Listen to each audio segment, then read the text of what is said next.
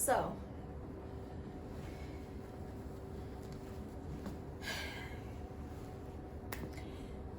welcome to my space. Um, Welcome to my space. Welcome to Key Toys Garden. Welcome to Collective Euphoria. And the reason why I say both is because they pretty much intertwine, and I don't know where they're gonna go. So, for the longest, I could not make sense of me as a wellness practitioner. I always felt like an outsider, right? I knew what I was into. I knew what worked for me. I knew that I had the tools. I knew my shit was tight. But I just didn't understand how to package it and share it with others. So for years, I knew what I didn't want. And it took a lot of work for me to understand what it is that I needed, what it is that I wanted, and what it is that I was going to offer to my future clients, the people that I'm supposed to work with. So last year, I've been in the wellness industry for a few decades now, over 20 years. I am a musician. I'm in the human services industry, and I've been in that industry for about 16 years. I have a degree in hospitality, culinary. Also, I've been a licensed massage therapist for about 13 years now. And I also have a degree in health sciences. And at some point, all these different things, it had me all over the place. I'm talking about what song was I listening to a lot at the time? Scatterbrain by J.I.D., Ludacris, and Conway the Machine.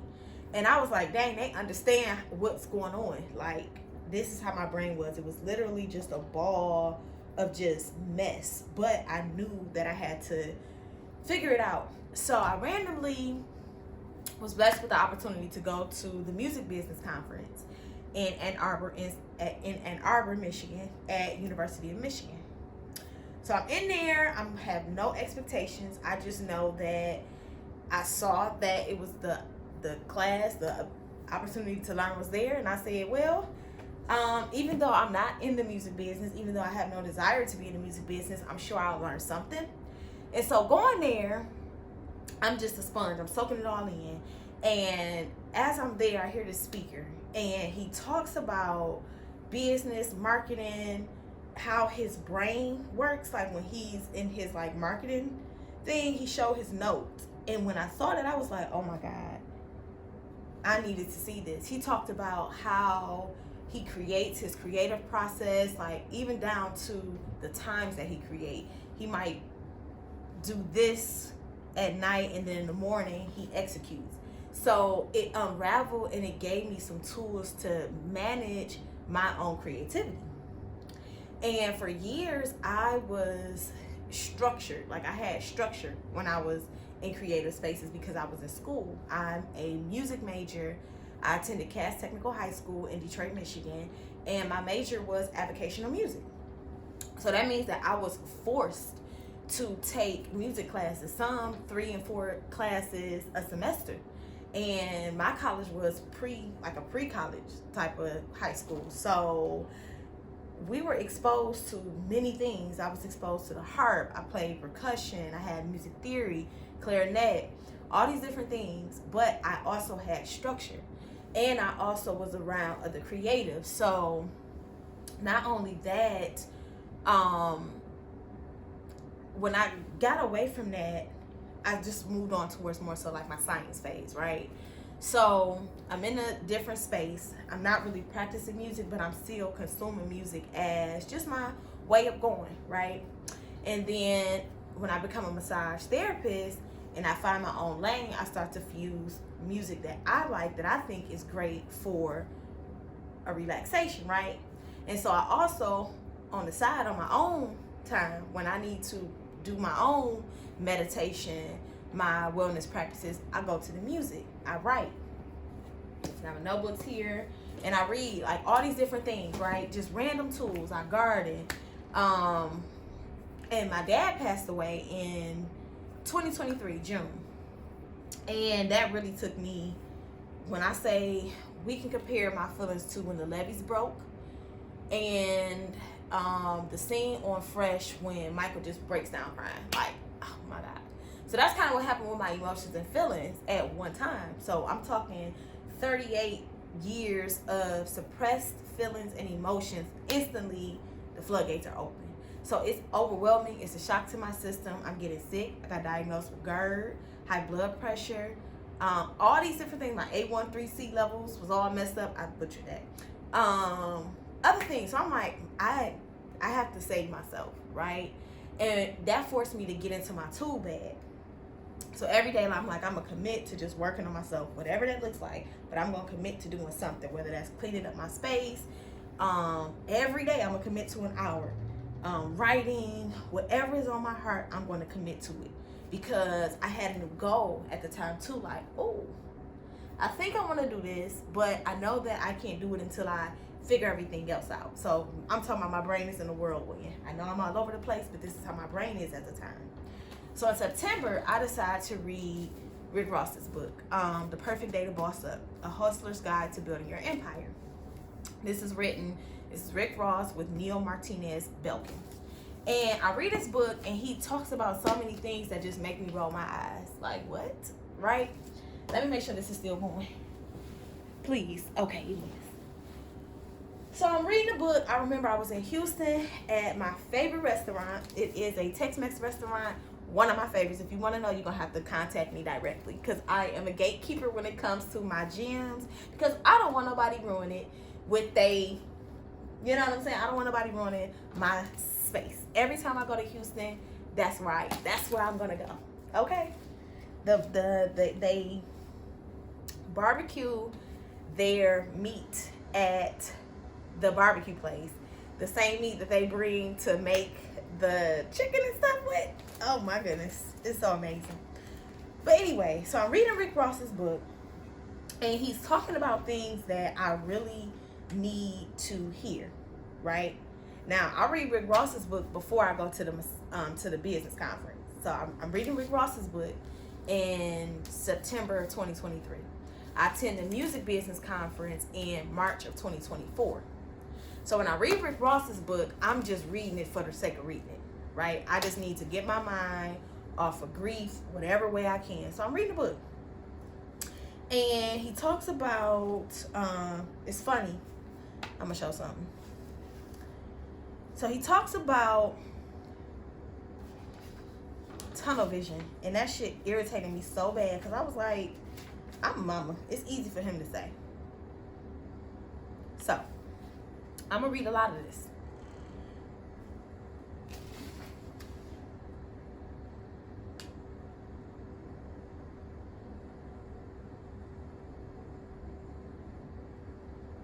I went to the back of the house and got out to sit on the swing by the pond. I wondered what the months ahead would bring. This pandemic was no joke. Things were probably going to be very different for a while. How would I handle that? As I stared out into the water, the words of the late, great Bruce Lee from his short-lived TV show Longstreet came to mind. Empty your mind. Be formless, shapeless like water. When you pour water into a cup, it becomes the cup. When you pour water into a teapot, it becomes the teapot. Water can flow or drip or crash. Be water, my friend. Bruce Lee knew what the fuck he was talking about. I was going to be like water. No matter what challenges this pandemic presented, I was going to go with the flow and adjust accordingly. I was going to find ways to win regardless. Fast forward. I've never meditated before, but this is what I imagined that it must feel like. I was present, living in the moment, free from all of my usual distractions and obligations. It had resulted in all these new observations and fresh ideas.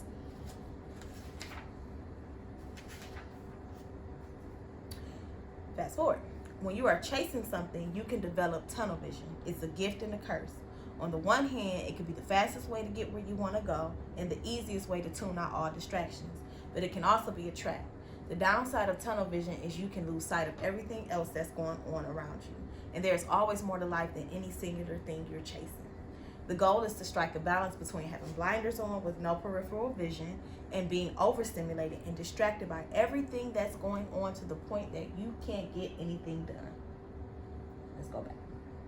The goal is to strike a balance between having blinders on with no peripheral vision and being overstimulated and distracted by everything that's going on to the point where you can't get anything done. So at that point in my life, I couldn't get shit done. I was a fucking mess. So when I read that, I was like, he's talking to me, right? He is talking to me. But then he talked about there's not a one-size-fits-all approach to success. A boss has the ability to see the bigger picture and adjust their plans as their circumstances and their priorities evolve. Sometimes you have to take a step back and reassess to make sure you're still heading in the right direction. I had to do that in response to the fungus. When you can't make sense of what you're seeing, don't stare harder. When you're confused by what you're hearing, don't listen harder. Stand back, give yourself some space, and let things come into focus. So, I was so distracted by life that everything was out of focus. So, like I say, 2023, that's kind of when I started like getting in the thick of it, because it always gets worse before it gets better. And fast forward to 2024, I'm at the conference. I'm like, damn, I think I know what I want to do. But I said I'm going to give myself a year to figure it out, to make sure that what I want to do is going to come to me. Because I didn't really want to know, but I didn't really know, but I had an idea, like, I want to do something with music. I know I do. It's calling me. It's like the reawakening. You know what I'm saying? Like, I'm supposed to be doing something with music. Okay. So right after that conference, I contact my homeboy, and I'm like, hey, he raps. Phenomenal rapper. He's been rapping for 20 years, amazing MC, and he's just a craftsman. Like, the way that he takes his craft seriously is admirable. So I'm like, can I come in and to the studio with you to just check out your creative process? Because this was even though I'm a musician, I'm an instrumentalist. I sing in the choir. I used to sing in community choirs, church choirs, but I've never rapped. I never went to a booth and wrote nothing. I've never done spoken word. So something was calling me to speak more though. Like, oh, I gotta, get this out. So I want to learn. And I'm just observing, and I tell him what I'm working on. He look at it. He like, this shit's trash. But it has the potential to be something special. And so I remember him telling me, like, don't ever put out your initial thoughts. And so that made me just sit and just practice. I said, you know what? I'm going to just practice for a year. Every day I'm on my Kobe shit. Like, I'm going to practice really hard on my craft and see what happens. I didn't have any expectations. So consistently, I'm just every day, I'm recording, I'm writing, I'm listening to sounds, I'm fusing this together. And it took for me to go to the Mac Nichols concert. And as now fast forward, Mac Nichols is March 2025. So I'm at the Mac Nichols concert. Okay. It took me for things to make sense. And I'm skipping over a lot of shit. But it took for me to go to see Mac Nichols perform at the L Club in Detroit, Michigan. For me to say, this shit is therapy. I don't care what nobody say. I don't care if they say that it's this, and I don't care. This is therapeutic for me. I'm going to get this off my chest because it's like, this is my thing. And it made me say, you know what? I don't need to go nowhere else. I'm going to create my own studio right here. This is my own production center right here. This is my own wellness center right here. And all this shit makes sense. And I'm going to figure out a way to make it make sense to others so I can share. So what I've decided to do is accept the fact that Collective Euphoria is an eclectic wellness center. That's how I started it off. I went through a lot of names to get to this point. But the last time I said with Collective Euphoria, I said it's an eclectic wellness center. And in order for that to really be true, I have to lean into what I'm into. And that is fusing everything together. We got culinary, we have music, which sound therapy. Okay, we have sound therapy, we have massage, we have body work, we have spoken word. You know what I'm saying? We have spoken word. Did I say culinary? I did. We even hit your olfactory system because we will have candles. We have products. We have skincare. And I'm not being funny. Did you see that? Out there in the lobby in our gift shop? Did you see that? Did you see those skincare? Yes, shea butter infused with all types of oils. You know, I serve the base. And we have 2 scents right now: Vermilion Sea and Vermilion Seascapes. Or is it Vermilion? Oh, Vermilion Sunset and Sweet Cherry Wine. And so, yeah, come enjoy. We have things, we have a lot of products, and I'll explain that, but it took a long time to get here. Welcome to my space. This is like my office slash studio slash production center slash library slash garden, because that's what brings me peace, and that's what I want to get into. So I said, you know what, I'm gonna start with what I have, and I'm gonna get to it. So welcome to my space. Stay tuned, because you will find out a lot more, and I will be providing tools, just fun, and I like to have a good time. So we also have fellowship. You know what I'm saying? Fellowship, good old fashioned soul food Sundays. You know what I'm saying? So that's the goal. The goal is to just bridge the gap and spread some love. You know, that is our goal. So welcome, enjoy yourself, and stay tuned.